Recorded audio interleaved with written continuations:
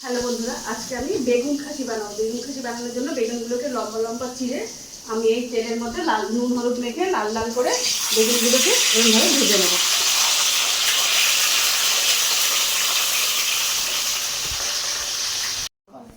এইভাবে আপনারা বেগুনগুলো লাল লাল করে ভেজে নেবেন। এরপর আমি কাঁচা পেঁয়াজ ভালো করে লাল লাল করে ভেজে নেব।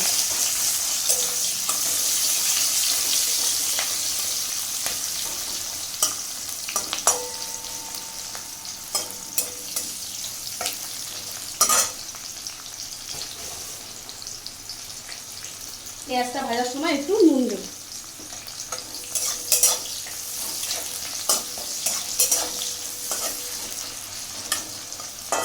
পেঁয়াজটা ভাজা হয়ে গেলে একটু আদা রসুন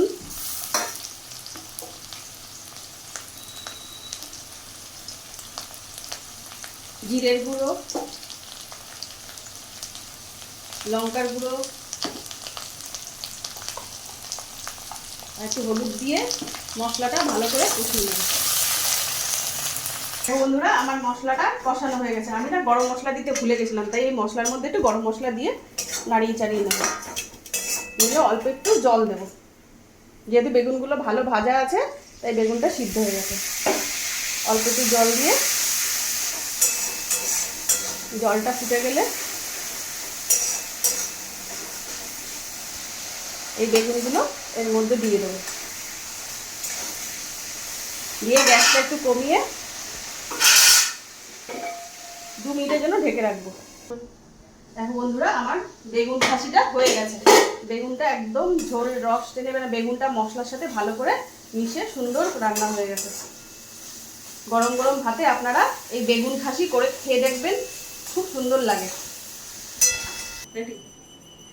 দেখো বন্ধুরা, আমার এই বেগুন খাসি একদম পুরো কমপ্লিট। তোমরা গরম গরম ভাতে এরকম ভাবে বেগুন খাসি করে খেয়ে দেখো, খুব ভালো লাগবে।